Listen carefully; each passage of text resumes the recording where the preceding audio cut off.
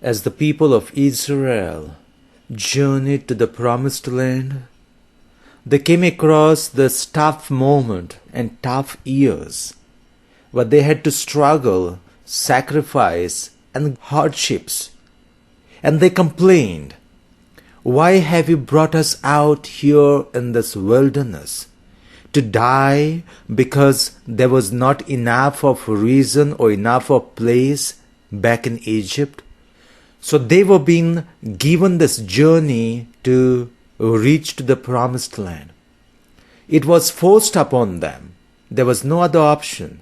So they grumbled. Or they took it that way, that it is forced upon them. And you see another journey in the New Testament, the journey of Jesus.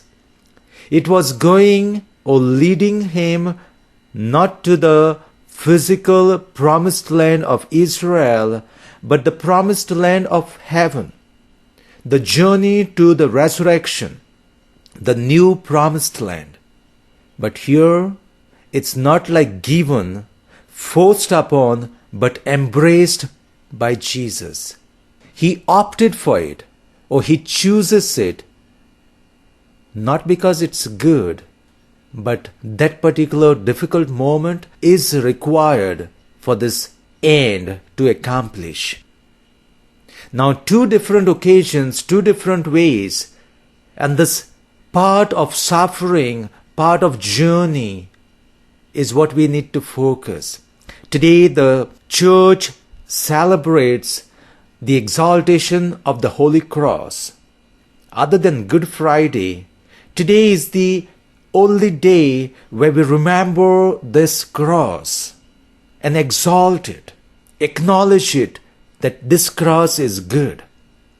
Do you acknowledge the crosses that come in your life as good?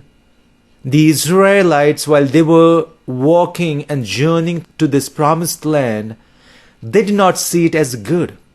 Jesus saw it as good. Even in the gospel today, he says to Nicodemus that this is required. The Son of Man has to be lifted up, has to go through this journey of the cross. It all depends on how we see and accept these crosses, how we see and accept all these journeys that come our way. We embrace them not because they are good, but they are required. And do know that they are not bad. They may be difficult, but not bad all the time. But if embraced with all our heart, they can be sanctified. These crosses can be sanctified. Now, the cross in Christianity is a symbol and sign of our salvation, of our redemption. It's not like a sign of any other.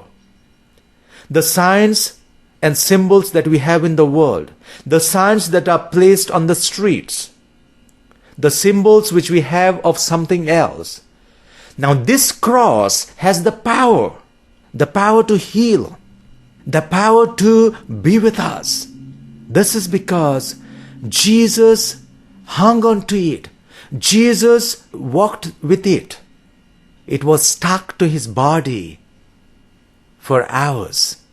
He hung upon the cross, and that flowed this power of God, power of Jesus in this cross.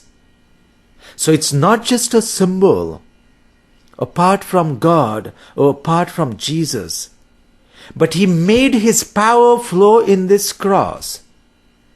If he was, before his birth, was in the womb of Mother Mary, and there is where he sanctified the body of Mother Mary.